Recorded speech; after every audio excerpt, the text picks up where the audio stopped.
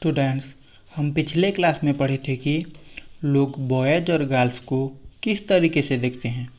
हमेशा सोसाइटी में बॉयज़ को गर्ल्स की कंपैरिजन में ज़्यादा प्रायोरिटी दी जाती है।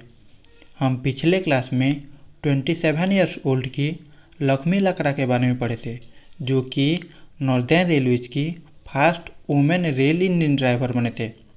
स्टूडेंट्स, आज हम पढ़ेंगे learning for change. Students, going to school is an extremely important part of your life. School जाना काफ़ी ज़्यादा एक एक्सट्रीमली इम्पोर्टेंट पार्ट होता है किसी की भी लाइफ में। जब ज़्यादा से ज़्यादा बच्चे स्कूल जा रहे होते हैं, लोगों को लगता है कि ये बिल्कुल सी नॉर्मल सी चीज़ है। आज ये सोचना भी मुश्किल है कि कुछ सालों पहले, कुछ 100-200 साल पहले पढ़ाई लिखाई करना बहुत ही ज़्यादा गलत समझा जाता था। पास्ट में पढ़ाई लिखाई करना खूब कम लोगों को ही आता था। ज़्यादातर बच्चे अपने फैमिली में या फिर घर के बड़े लोगों से पढ़ना लिखना सीखते थे। Students, for girls the situation was worse. Girls के लिए तो सिचुएशन बहुत ही ख़राब थी। कम्युनिटीज में सिर्फ लड़कों को पढ़ाया लिखाया जाता था। बेटियों को अल्फ़ाबेट शब्द भी नहीं सिखाया जाता था। इवन फैमिलीज में भी विभिन्न काम जैसे कि पटरी बनाना, वीविंग और क्राफ्ट का काम को घर की महिला और बेटियां मदद करते थे। फॉर एग्जाम्पल, इन द पटरी trade women collected the mud and prepare the art for pots. पटरी का काम के लिए वुमेन मड या मिट्टी कलेक्ट करते थे और पॉट्स बनाने के लिए सब कुछ प्रिपेयर करते थे। लेकिन पॉट्स को व्हील में बनाने का काम केवल मैन ही करता था, वुमेन नहीं करते थे। Students, in the 19th century many new ideas about education and learning emerged। 19th century में एजुकेशन और लर्निंग के काफ़ी नए आइडियाज उभर कर आए। स्कूल बहुत कॉमन हो गया और जिन्होंने कभी भी पढ़ने लिखने नहीं सीखे थे, उन्होंने अपने बच्चों को स्कूल भेजना शुरू कर दिए। लेकिन इसका काफ़ी ज़्यादा विरोध हुआ था, क्योंकि लड़कियों को पढ़ाया जा रहा था। काफ़ी सारे वुमेन एफर्ट्स लगाए कि लड़कियों के लिए स्कूल खोलेंगे और वुमेन खुद से ही पढ़ना निकला शुरू किया। Students, now you can see the picture here. You can see that Ramabai and her daughter in this picture। इस फिगर में रमाबाई और उनके बेटी की पिक्चर है, जिन्होंने महिलाओं की एजुकेशन के लिए लड़े थे। Ramabai champion the cause of women's education. Ramabai कभी भी स्कूल नहीं गए थे, लेकिन पढ़ाई लिखाई उन्होंने अपने पेरेंट्स से सीखी थी। उनको पंडिता बोला जाता था। She was given the title Pandita because she could read and write with Sanskrit. उनको पंडिता बोला जाता था क्योंकि उन्होंने संस्कृत पढ़ना और लिखना सीख लिया था। उस समय एक वुमेन के लिए वो एक सबसे बड़ी अचीवमेंट थी। She went on to set up a mission in Khedgaon near Pune in 1898। उन्होंने पुणे के पास खेड़गांव में 1898 में एक मिशन सेटअप किया, जिसमें विडोज और गरीब महिलाओं को एनकरेज किया जाता था कि वो लिटरेट बने और इंडिपेंडेंट बने, मतलब पढ़े लिखे और खुद काबिल बने, पैसा कमा सके।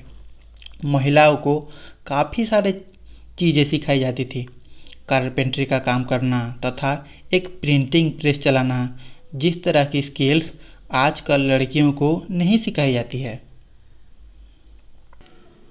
Students, let us read about experience of Rajsundari Devi was born in West Bengal some 200 years एगो।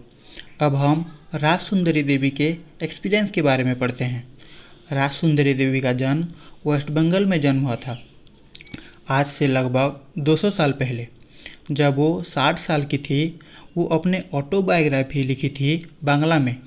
ऑटोबायोग्राफी होता है अपने ही जीवन के बारे में लिखना। उस ऑटोबायोग्राफी का नाम था आमर जीवन। राज सुंदरी देवी एक अमीर लैंडलॉर्ड फैमिली में हाउसवाइफ थे। उसी टाइम ऐसा माना जाता था कि अगर एक वुमेन पढ़ेगी लिखेगी तो उसकी हस्बैंड के लिए बैड लक लाएगी और वो मर जाएगा और लड़की विधवा हो जाएगी। इसके बावजूद भी उन्होंने खुद से ही पढ़ना और लिखना सीखा था शादी के बाद। स्टूडेंट्स, राज सुंदरी देवी अपने ऑटोबायोग्राफी में बताते हैं कि वो सुबह से ही काम में लग जाती थी और कई बार तो आधी रात तक भी उनका काम पूरा नहीं होता था। कभी कभी तो उनको बिल्कुल भी रेस्ट नहीं मिलता था। जब वो 14 साल की थी तब से ही वो ये सारा काम कर रहे हैं। उनको ऐसा लगने लगा कि उनको रिलीजियस मैन्युस्क्रिप्ट पढ़नी है, मतलब जो धार्मिक ग्रंथ है उसको पढ़ना है। लेकिन उस समय पर वुमेन को पढ़ाई लिखाई नहीं दी जाती थी।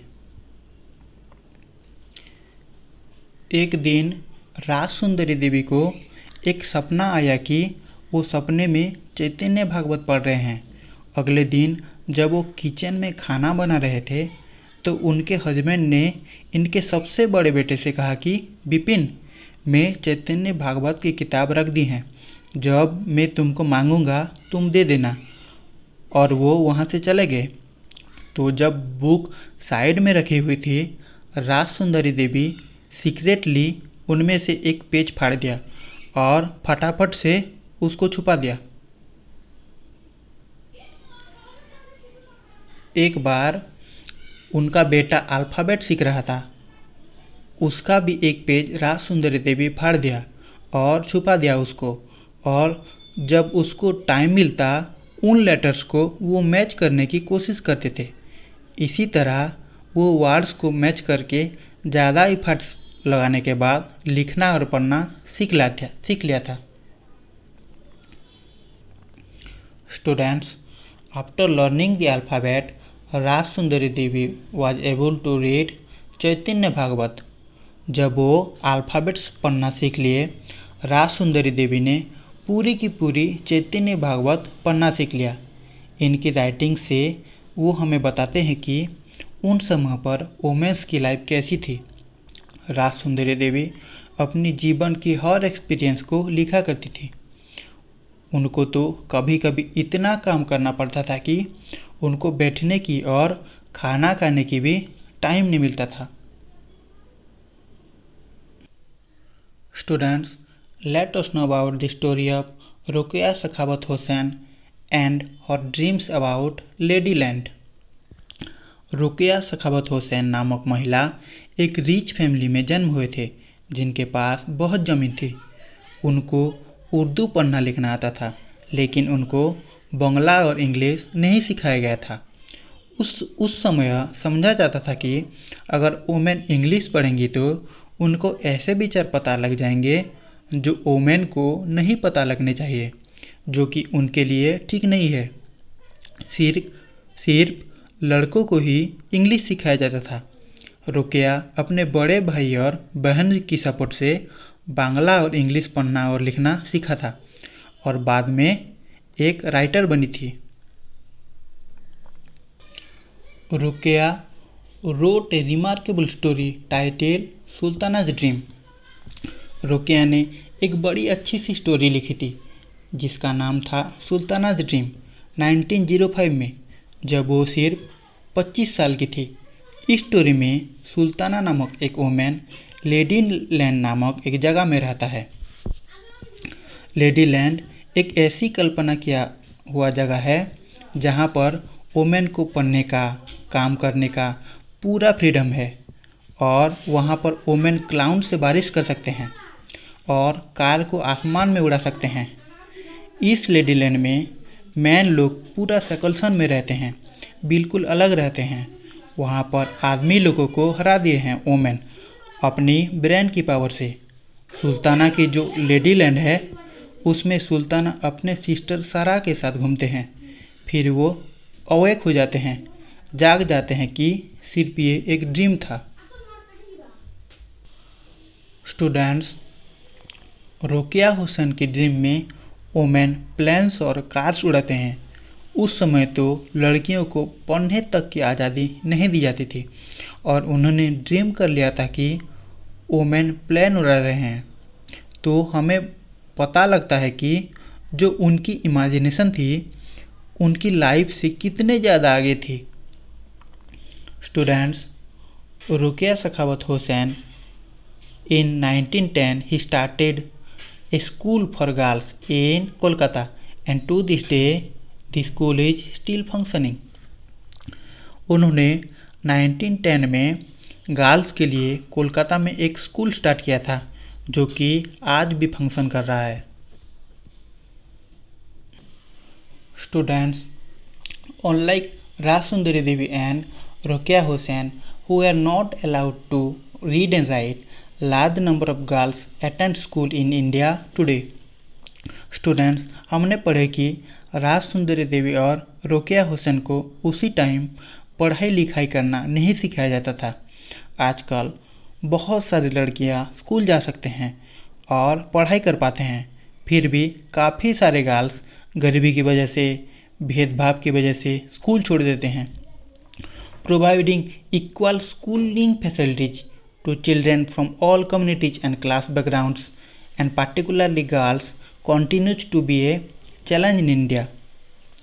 सभी प्रकार की कम्युनिटीज और क्लास की लड़कियों को शिक्षा प्रदान करना आज भी इंडिया में एक चैलेंज है।